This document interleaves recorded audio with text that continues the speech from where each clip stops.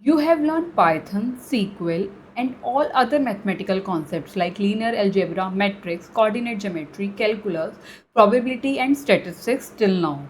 Now you have the foundation, a strong foundation. Now the time comes for step 5 is where everything comes together for the first time, because this is the step where you actually see your data. Most datasets look like rows and columns without exploring dataset visually as patterns, shapes, relationships, and stories. You are building blind, just like driving with your eyes closed. The fix is exploratory data analysis and visualization.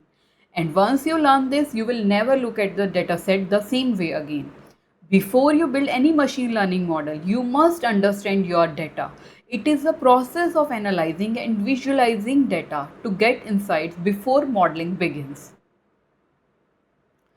In every dataset, you have features, also called as variables, or we can say independent variables, and there is a target variable, which which we can also say as output variable label. EDA helps you understand each feature on its own and relationship between the features.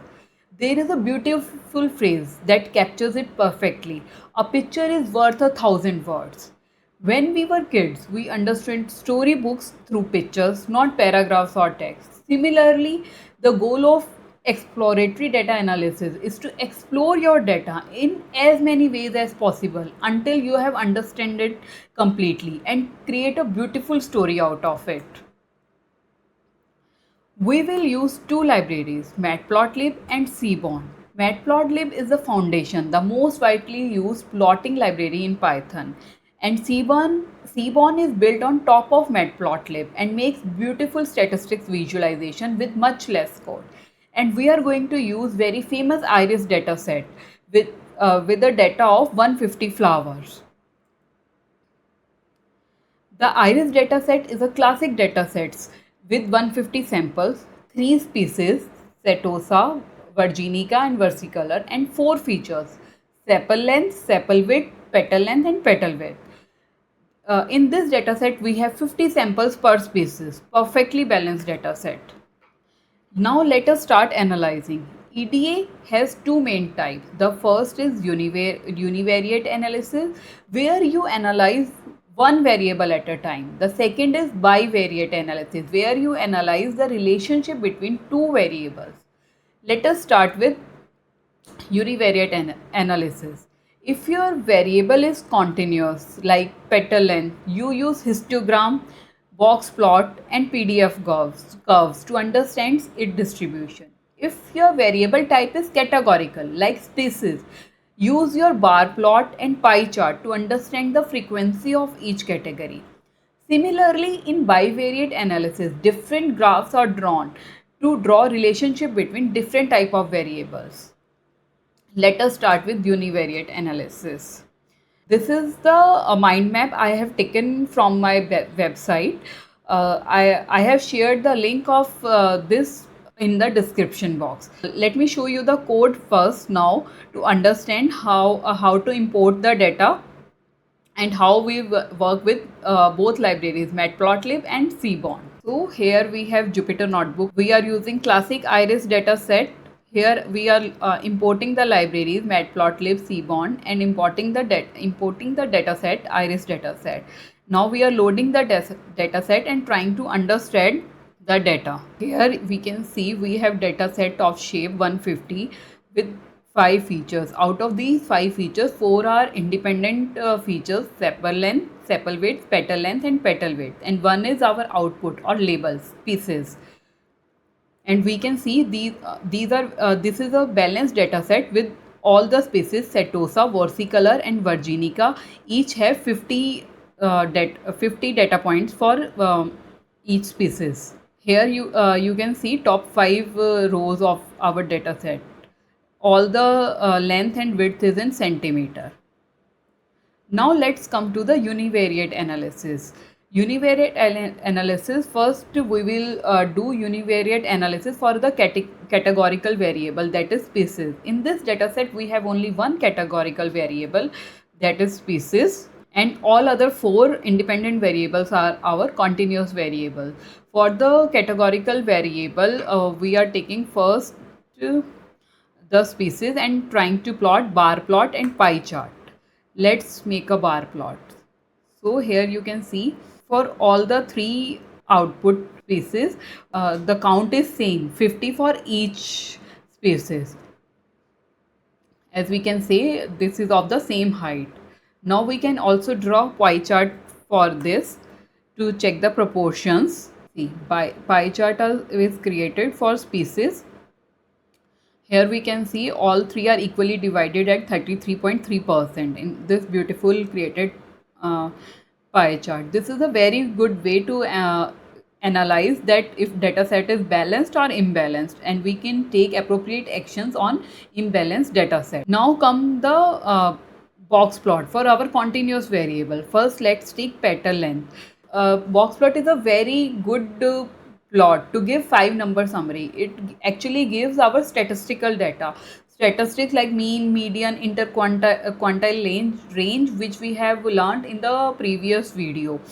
So when we draw the box plot, we can see there is no outlier in petal length because there is no data outside these whiskers. All this is all the 5 statistical insights from a single box plot. Now we can draw histogram and PDF, probability density function, like a smooth curve on top of the histogram to understand the analysis of our variable petal length.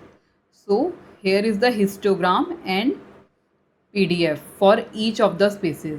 From this graph, we can conclude that Setosa can be easily distinguishable between the three species, but there is small overlapping between versicolor and virginica here on the basis of petal length. So petal length is a very important feature we can conclude from this histogram, that it can easily distinguish our Setosa species. Now it's time for bivariate analysis. When we look at the relationship between two variables, for two continuous variables, you can use scatter plots and correlation. For one continuous and one categorical variable, you can use box plot split by the category. And for two categorical variables, you can use stacked and group bar chart.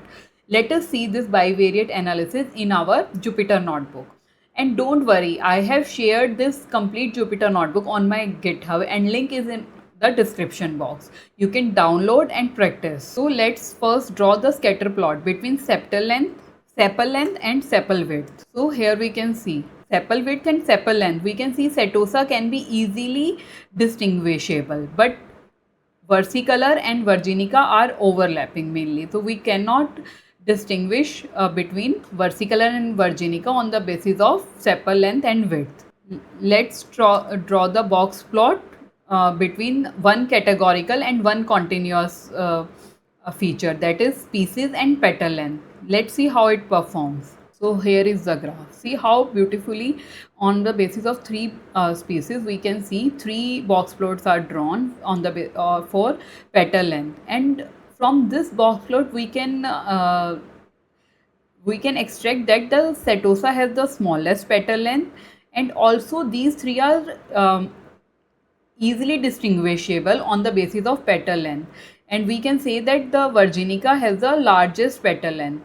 So any leaf with the smallest petal length can be classified as Setosa, and the biggest petal length leaves can be classified as virginica. And see, here are the little bubbles. You can see these are the outliers. So we can see there is outliers in Setosa as well as versicolor for the petal length. This petal length seems to be very good for classification. Now comes the pair plot. The most powerful and single visualization in EDA is pair plot. Pair plots show the distribution of every single variable and relationship between every pair of variables in a single chart, like relationship between continuous variables and continuous and categorical variable. The diagonal plot here shows the PDF of each individual features, that is univariate analysis, and each other cell shows the scatter plot between other two features, that is bivariate analysis. Let us explore pair plot in our Jupyter notebook. With a single line of code using Seaborn library, we can draw pair plot on entire data set. See, pair plot. The graphs on this diagonal is the univariate analysis. This is the PDF graph for septal length,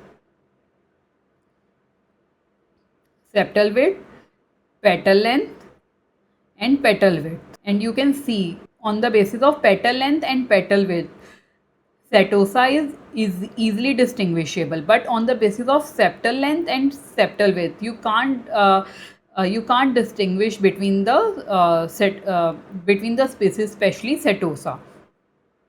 And if you see this graph, scatter plot between petal width and petal length, see setosa is easily distinguishable, and we can almost 90% we can say that versicolor and virginica species can also be distinguished on the basis of petal length and petal width.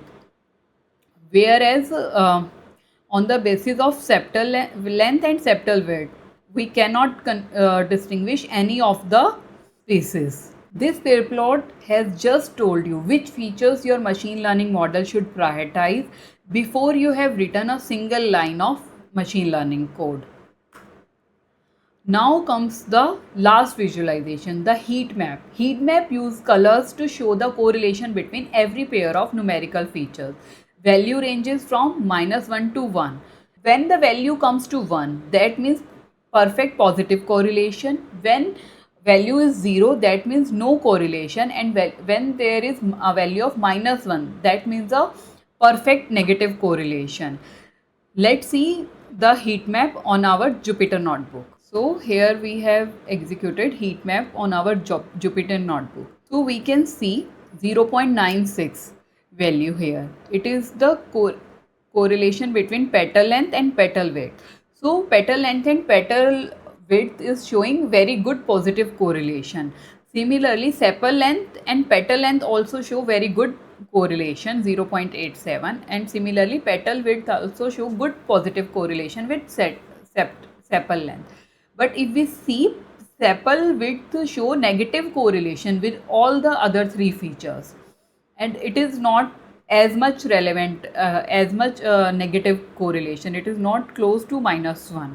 So this heat map shows us which features carry similar information. This is very critical for feature selection before machine learning modeling. Let us summarize what we have covered today. We use the IRIS dataset, 150 flowers, 3 species and 4 features dataset. We did univariate analysis, bar plot, pie chart for categorical species variable, histogram, PDF and box plot for the continuous petal length variable. Then bivariate analysis, scatter plot and species box plot to understand relationship between the features.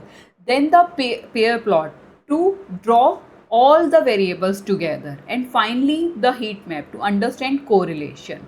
And the key insights, we found that petal length and petal width are the most useful features in this data set. Setosa is easily separable, but versicolor and virginica are overlapping in small amount, and sepal width has a negative correlation with other features. And all this we have concluded using the exploratory data analysis before any single machine learning model we have built. So here is a complete roadmap for exploratory data analysis. First, we set up our environment and load the IRIS dataset, checking its shape and confirming the classes are balanced before we do anything else. Second, we run univariate analysis, bar plots, pie chart, box plots and histograms to understand each variable completely on its own. Third, we move to bivariate analysis using scatter plots, box plots by species and correlation to see how pairs of variables relate to each other. Fourth, the pair plot everything together in a single chart. The diagonal shows you each variable's own distribution, while every other cell shows the relationship between two variables at once. And finally, the correlation heat map shows exactly how strongly each feature relates to each other, which is where real feature selection begins. I have posted detailed articles on exploratory data analysis, univariate analysis and bivariate analysis on Data Science Horizon. All links is in description box. Download the complete Jupyter notebook from my GitHub and practice this exact charts on the Iris dataset yourself. Practice is the only way to make these techniques automatic. If this video helped you, give it a thumbs up. It tells me to keep this series going. So our next step is machine learning, where we finally use everything we have learned in step 1 to 5 to build our first real model. Follow Data Science Horizon so you don't miss it.